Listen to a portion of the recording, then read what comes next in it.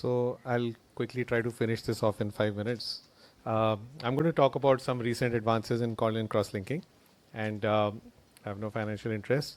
So we effective cross-linking basically depends on different things in the protocols. We've started with the Dresden protocol, which was the traditional 3 milliwatts, 30 minutes cross-linking. Then we came with the accelerated protocols and the flash protocols. It also depends upon the riboflavin penetration. So several variations in riboflavins have been developed over the years, and then oxygen penetration, because oxygen is very important for cross-linking to happen correctly. And these three parameters are very, very important. There have been some recent advances where we've actually had advances all through since cross-linking started.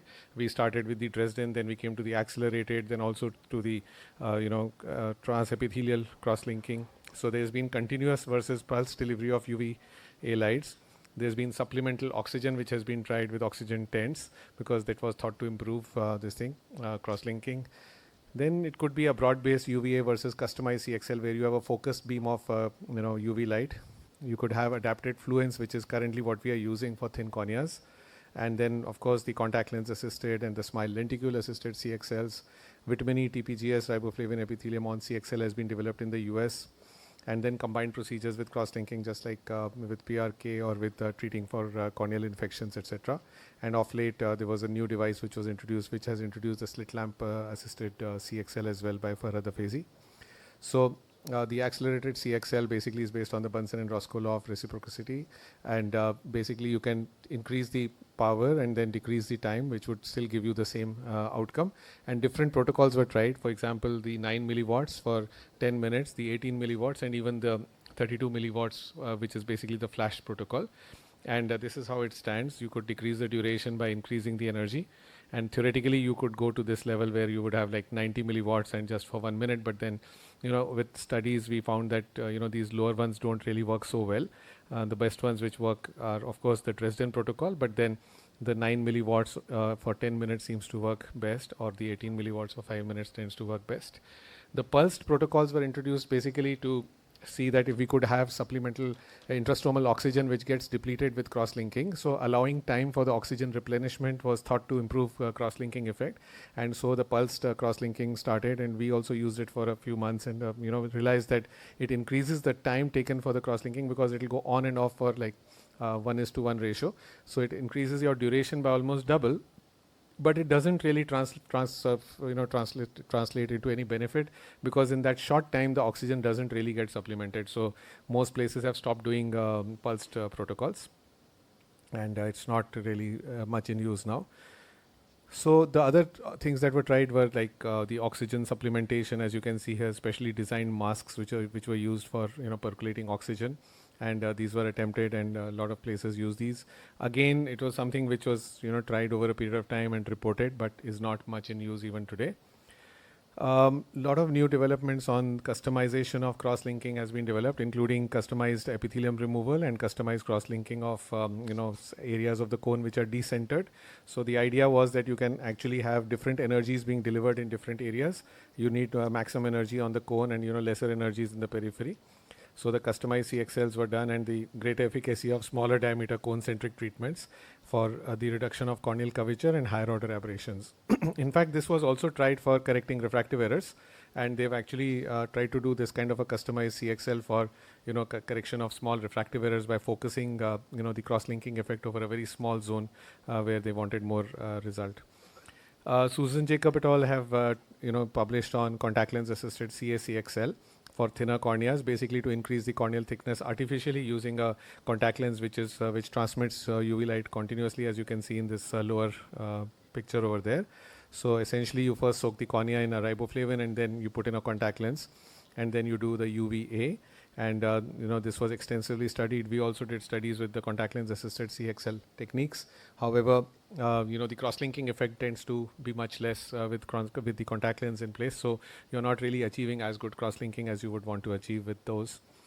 We also tried, this lenticule assisted CXL for about 15-20 patients, where you use a donor lenticule from a smile procedure. and then use that to again artificially increase the thickness of the thin corneas. So it was tried, the thickest part of the lenticule is placed over the thinnest area so as to cause basically less damage to the endothelium, because very thin corneas will have essentially damage to the endothelium as well as maybe to the crystalline lens.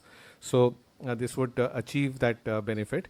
However, again, both these techniques, the surface irradiation at the level of the corneal stroma is reduced by 40 to 50% due to the absorption by the riboflavin film and by the soaked contact lens. So essentially, both of them are not so much in use today because we have better ways to deal with it. Now, this is what we are currently working on for the last 2-3 years, the adapted fluence for thin corneas, which was basically reported by Farhad Hafezi's group, the sub 400 protocol. And for this, they can basically, what they do is that they decrease the duration of irradiation. They have reported basically with the Dresden protocol, which is the 3 milliwatt protocol, but newer protocols developed by Narayan Netrale and few other, groups, they've actually done it with the 9 milliwatt as well, which is what we are using. So this was the main report which came out. So this has a nomogram, and here you can adjust the fluence by decreasing the duration of the treatment. So the total energy delivered will be less, and they've come out with a nomogram. I'll just show you that nomogram to save time. So this is the nomogram. So if you have a thickness of just 200 microns, typically we would not do a cross-linking on less than 400. Either we would use hypotonic riboflavin, or we were using those lenticules and the contact lenses, but now you don't need to use all those. So even below 400, for example, 390, you will decrease the duration of radiation to 26 minutes. Say at 300 microns, you will decrease it to 7 minutes only. And this basically achieves, the depth of cross-linking is what is achieved as shown in this slide over here. So by decreasing the fluence, you're leaving behind stroma which is not cross-linked. So you're not reaching the endothelium. Again, in a 240 cornea, you are still achieving the demarcation line at a particular depth, which is protecting the endothelium from irradiation. So there is now a calculator for this, which is a small online tool where you can feed in the corneal thickness and get the total duration required for that particular cornea. The vitamin E TPGS riboflavin Epi-on CXL was developed again for FDA trials in the US and is in use more in the US, less here because we tend to do more Epi-off cross-linkings. Again, this was able to achieve better results with thinner corneas, and we have been doing topo-guided PRK. This has been really, really effective in normalizing the corneal curvatures. So you can combine it with topo-guided laser correction followed by cross-linking. There have been various protocols, and I won't go into the details. There's the Athens protocol, which came out first, then the Cretan, then the Cretan Plus, where you're also doing a PRK along with supplemental refractive correction and then doing a cross-linking. The idea is that you should never exceed 50 microns of ablation. You can also do SMILE extra, basically for corneas which are suspect or borderline. And in this, you can just do a good safety outcome. And we are doing a lot of SMILE extra for borderline corneas as well in our center. Slit lamp paste CXL was introduced by Farhad Hafezi. So the idea was to let this technology reach out to the grassroots levels so that it can be available to everyone who wants to do it on the slit lamp. And they reported excellent results. This device is available for purchase, and they have been using this for their studies as well. So the advantage is that you can do it in the OPD itself. You don't need to go to the OT. And then there is the iontophoresis assisted CXL. Again, a lot of work was done on this to improve the penetration of the riboflavin through an intact epithelium, and this was thought to improve it, but frankly, I don't see much interest in this anymore. Again, nomogram. So this is just for the sake of completion. These have all been tried for cross-linking in thinner corneas. You can see here that if the corneal thickness keeps going down, they have an M nomogram, something similar to the fluence adjusted protocol. So to summarize, I think cross-linking has been an ever-evolving science. It came about, I think, about 20 years back.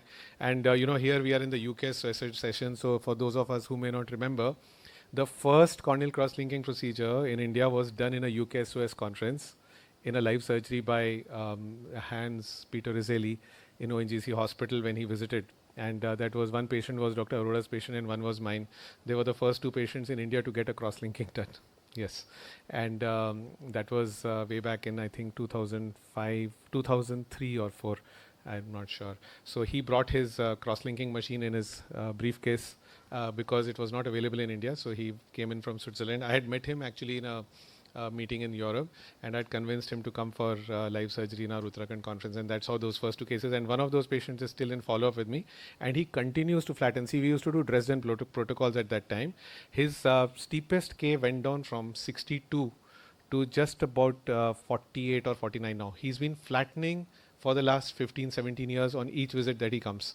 And it's quite remarkable. But that's why we don't do Dresden protocol anymore, because it used to lead to refractive change and excessive flattening. So that why visual quality may go down. Accelerated protocols have improved that problem with excessive flattening as well. So with that, some history there, and thank you so much.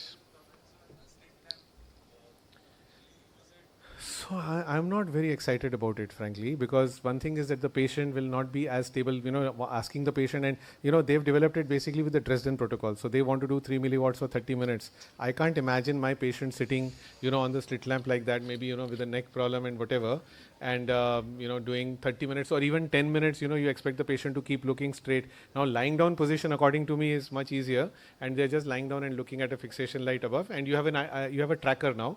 So with the tracking, your machine goes off if the patient moves a little bit beyond the ordinary. I feel it is superior, so it hasn't really caught on. And, it's not even cheap. Its price is almost the same as a regular cross-linking machine. And then Farhad Avesi has actually put out a proprietary riboflavin. So, the problem is that you have to use that particular riboflavin for that machine to work. So I don't see much sense in doing that, yeah. So I don't do refractive surgery, but I just have an observation that in our ILM peeling, we have moved from ICG to trypan blue to BBG, which is brilliant blue G. So what we noticed that with the newer dyes, the way it binds to the ILM makes the ILM very peelable. It makes it more efficient. So why don't you look into better, things to, kind of better drops which can do more cross-linking rather than just focusing on the way you are delivering the beams or the light. Why can't you make better drops? They have studied other compounds as well, and I didn't complete it there. I mean, they have studied 3-4 other things which can be used for cross-linking, and I can't remember them, but none of them showed as much benefit as riboflavin. So there's been a huge development in developing riboflavin, and there are many kinds available. For example, in Smile Extra, we use riboflavin, which is totally preservative-free. It doesn't have a carrier, it doesn't have HPMC, it doesn't have dextran. So it is just riboflavin, and it's not very stable, so they don't use it for conventional cross-linking. But if you used a regular dye with HPMC or dextran in Smile Extra, you would get DLK. So like that, there's been a huge development in riboflavin as well. So I'm forgetting the compounds which they have tried. Sir, would you remember? I don't know. They have tried some other, drugs as well, other than riboflavin. And you're right. They should be looking at better alternatives. And maybe using some lasers to activate those things rather than just UV rays. Right. I mean, I remember reading upon this, and I can't recollect what it was, but it hasn't still kind of got commercial applications. Right.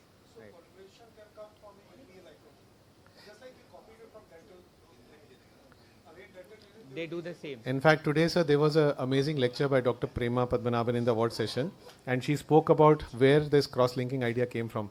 It came from the tire industry.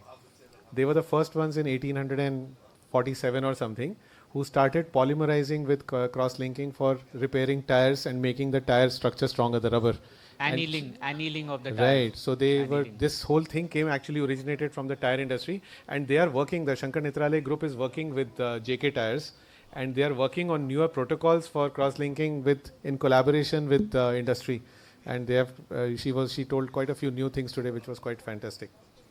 So very nice. Basically, it's evolving, and newer things are coming time by time. Because I never hear, CXRL talks. So I'm here, so I thought that I must share Even this. the protocols are changing day by day. Yeah. Thank you, Gaurav.